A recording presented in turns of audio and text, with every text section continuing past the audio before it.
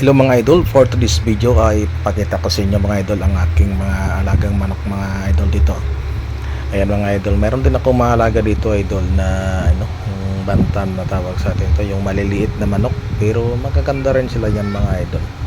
Ayan, isang lalaki at dalawang babae yun. At ito mga idol, ito pala yung mga paninda namin dito mga idol.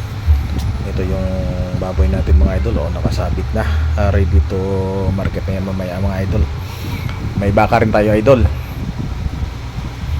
At saka ito mga idol, ito yung alaga ko nito idol na mga hulo yan mga idol. Ayan, mayroon akong pula rin, hulo din yan mga idol. Malalaki din yan sila mga idol. Nasa 5 months pa lang yan. At saka ito yung tatay nila mga idol, yung kulay puti na yan. Hindi na masyado malaki, pero yung mga anak nyo malalaki. At saka ito yung mga 45 days ko din mga idol. Yan, nag-alaga din ako niyan. Gusto ko mga idol, palakihin lang yan. Ayan. Para minsan pagkatapos natin magtinda, mayroon tayong mga libangan. Kahit pagod tayo, kung mayroon tayong mga alaga, medyo makatanggal din ang pagod natin. At ito yung misis ko naman mga idol. Siya naman yung naglalaba habang wala kaming masyadong customer. Dito naman yan siya sa bahay. Siya yung naglalaba, nagwawalis dyan. At saka ito yung gilid ng bahay ko mga idol. Ito simpleng bahay lang natin, hindi pa natatapos ito mga idol. At ayan yung pintuan natin. Ayan ang mga idol, ganito lang yung trabaho namin sa araw-araw, magtulungan lang. Tapos ito may kunting akong bahay-bahay ng kulungan ng aking mga manok. Ayan, mayroon na tayo dito na naglilimlim na mga idol, isang inahin natin.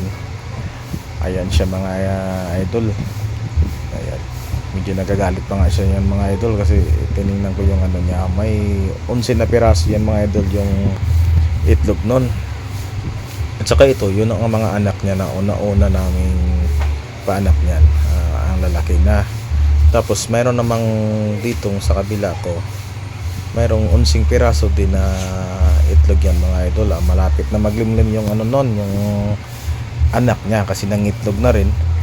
Hindi malapit na magsisir yung mga idol. At ito, naka-prepared na mga idol yung yung kulungan ko na para sa sisiw. Para pag mga idol, pag magsisiw na sila, mayroon na silang lalagyan. At saka ito yung mga alaga ko na 45 days. Ang babait niya nila mga idol.